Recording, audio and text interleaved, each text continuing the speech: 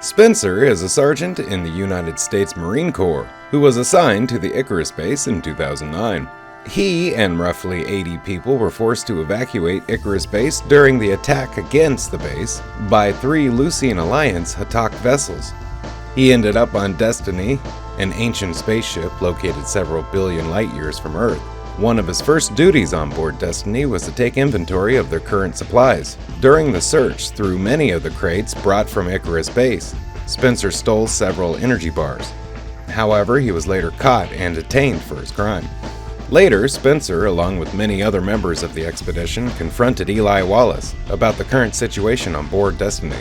They believed Eli to be on the inside with both Nicholas Rush and Colonel Everett Young, and demanded that he relay anything he learns to the rest of the crew. His name wasn't picked during a lottery to escape the doomed Destiny on board an ancient shuttle. He refused to accept his fate. He tried to rise the people up in a revolt against Young, but was quickly knocked out by Major Sergeant Ronald Greer before things escalated. He was left lying on the gate room floor and didn't regain consciousness until well after the shuttle had disembarked. While searching crew quarters for any evidence of missing water supplies, Spencer was found to be hoarding a few jugs of water and caught with energy bars he had previously stolen. He was detained in a vacant room until Colonel Everett Young returned from the planet Hoth, at which time he was released with his one and only warning. Sometime later, Spencer was in his quarters taking the last of an unknown pill prescription, later discovered to be sleeping pills, which he had become dependent upon. He shook off Lieutenant Tamara Johannesson's attempt at a conversation in the mess hall, raising a general concern on the mental health of the ship.